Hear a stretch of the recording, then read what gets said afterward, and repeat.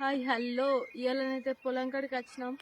మా పొలం కాడనైతే మొత్తం గాలిపోయింది. ఎందుకంటే అక్కడ వేరే ఊరోళ్ళు రామచంద్రపూర్ వాళ్ళు వాళ్ళ చేనుకు వేసిర్రు.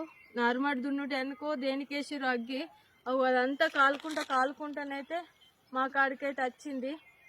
ఇటు చూడు మొత్తం అసలు మొత్తం అండవారు మొత్తం కాలిపోయింది. మా చుట్టూ అందరు బాయిలల్లో మోటార్లు కూడా పడిపోయినాయి, వైర్లు తెగిపోయినాయి. మా బావి కాడికి కూడా వచ్చింది. మా పొలం మొత్తం కాలిపోయింది. చూడు రిగో